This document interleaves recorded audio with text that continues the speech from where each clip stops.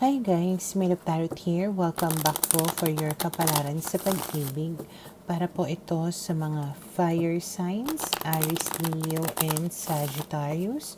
Maglalagay na lang po ako ng timestamp sa may description box para po mapuntahan ninyo ang inyong zodiac signs. Pero syempre, this is a general reading, kaya hindi po lahat ay makaka-relate. Okay, so we will start po with Aries. Ano kaya yung posibleng pagdaraanan ng mga Aries sa mga susunod na mga araw? Okay, so we have here the Page of Cups, the Five of Wands, the Seven of Cups, and the Two of Pentacles. Okay, so malaki yung possibility na you are dealing with water sign, Cancer, Scorpio, Pisces. Okay? Base sa mga barahan na to, malaki yung possibility na magkaroon kayo ng hindi pagkakaunawaan nitong tao na ito. Okay? And mukhang it will be a long time bago kayo magkabate or bago ninyo maayos yung conflict na yon, dahil pwedeng isa sa inyo ay walang gagawin na paraan para para magkaayos kayo. Okay?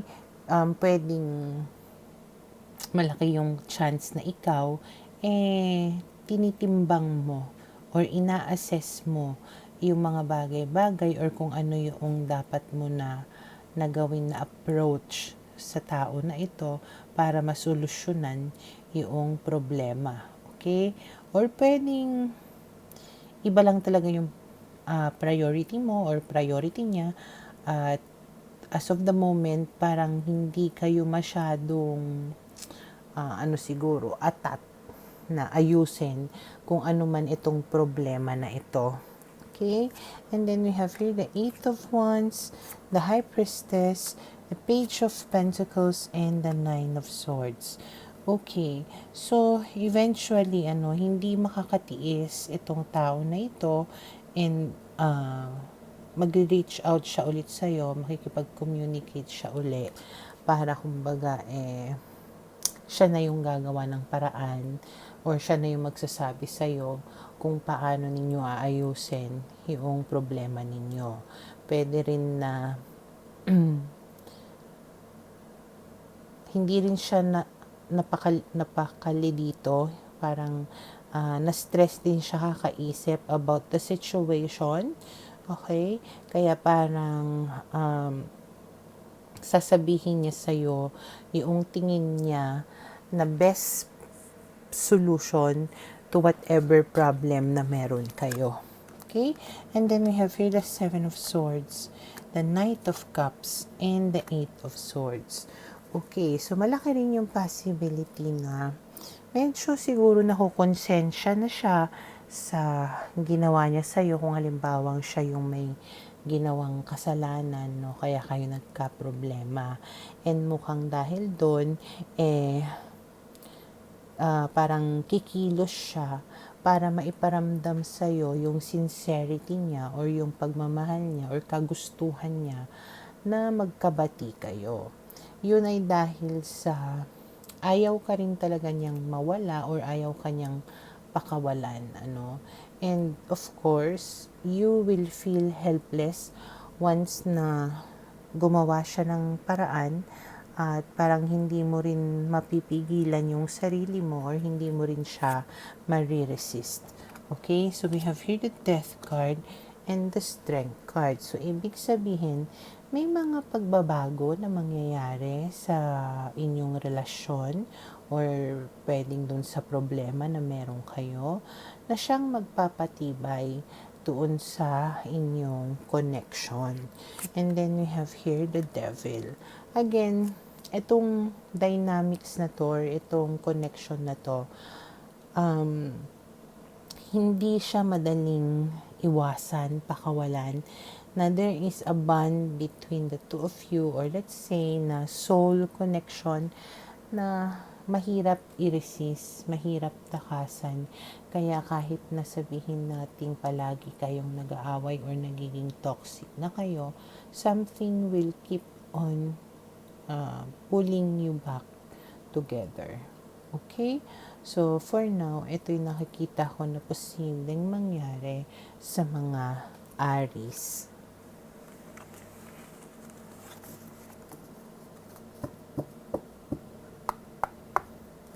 Para sa mga Leo, okay, let's see. Ano kaya yung posibleng pagdaraanan ng mga Leo sa mga susunod na mga araw?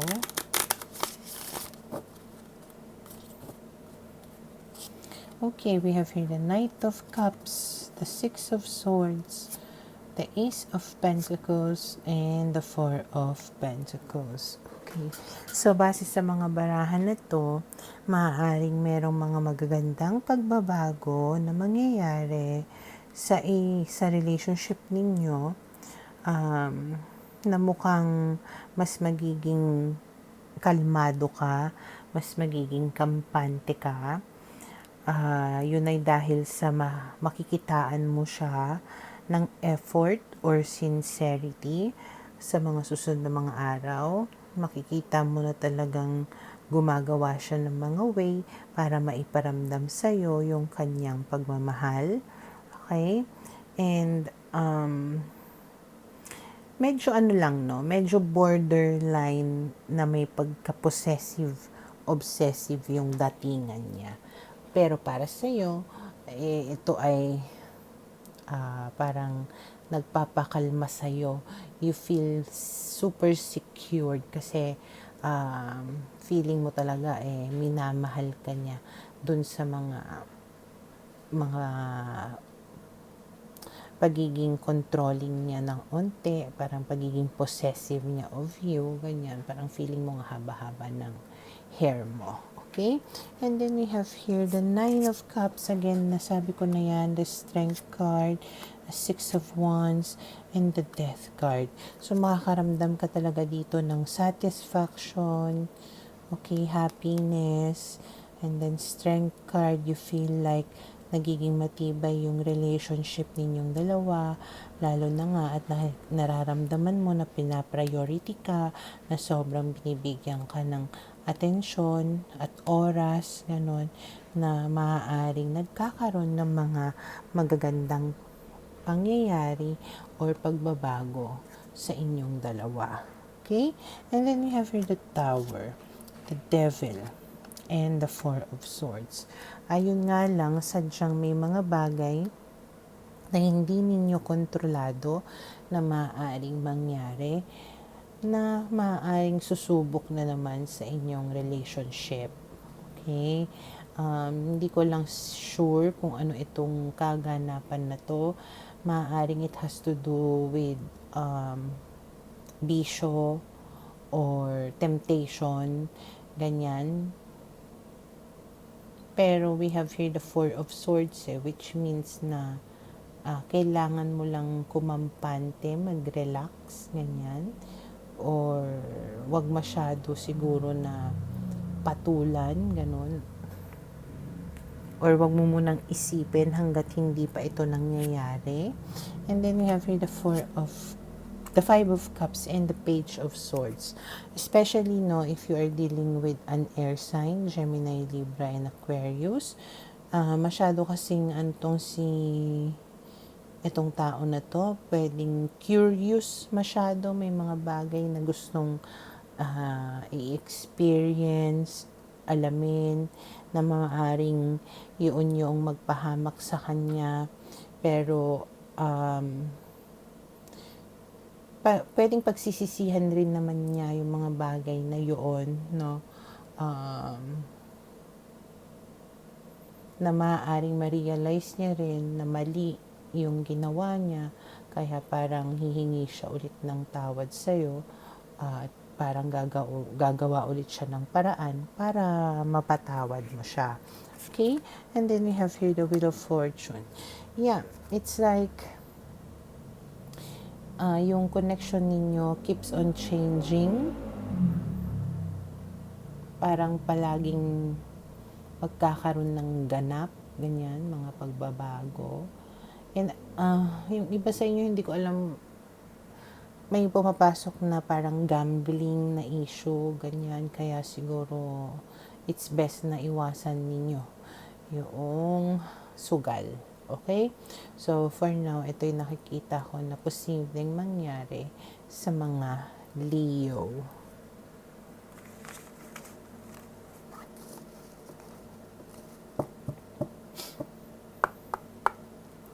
Para sa mga Sagittarius, okay, let's see. Ano kaya yung posibleng pagdaraanan ng mga Sagittarius sa mga susunod na mga araw?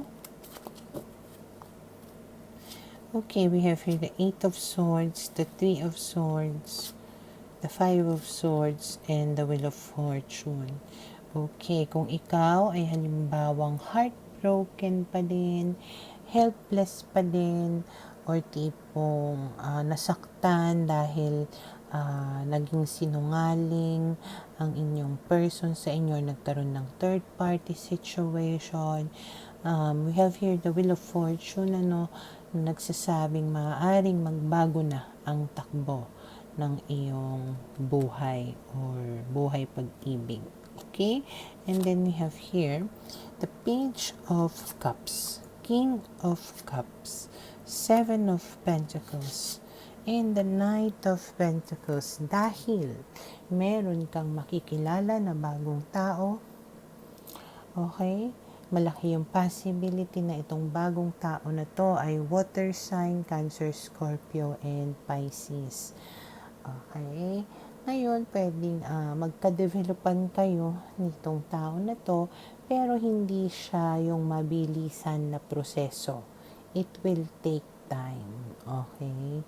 Pero yung pagte-take time na yun, sigurado naman na merong magandang kahihinatnan at talagang magkukumit talaga sa'yo tong tao na to at siseryosohin ka nitong tao na ito. Kaya, huwag mong madaliin, kumbaga, yung proseso. Okay? And then we have here the 6 of Cups, the 3 of Wands, and the 5 of Pentacles. So, etong tao na to, maaaring this is somebody na kilala mo na or nakilala mo na before. Basta connected na siya sa'yo somehow from your past na maaaring magkaroon lang kayo ng reconnection. Okay? Na tipong siguro maiisip rin nitong tao na to na it's about time na to take kumbaga yung connection ninyo into the next level. Maaari rin kasi na siguro before medyo hindi pa tama yung mga circumstances between the two of you. Pwedeng isa sa inyo or pareho kayo na nasa isang sitwasyon or relationship pa. Kaya walang nangyari sa connection nyo. But this time, itong tao na to is single and alone. Okay? And then we have here the High Priestess and the Ace of Swords. Okay, so ang sinasabi dito, kailangan mong maging wise. Okay? Kung babae ka, kailangan mong magpaligaw naman sa tao na to. Na you have to set everything straight or parang make things clear between the two of you. Communicate. Okay? Get to know each other in a deeper level. Ganyan. Okay? And then we have here the Two of Wands. So, kumbaga, this is to ensure na meron talaga kayong future nitong tao na ito. Okay? Hindi ka talaga nagmamadali at basta-basta na pumapasok sa isang relationship. Okay? So, for now, ito yung nakikita ko na posibleng mangyari sa mga Sagittarius.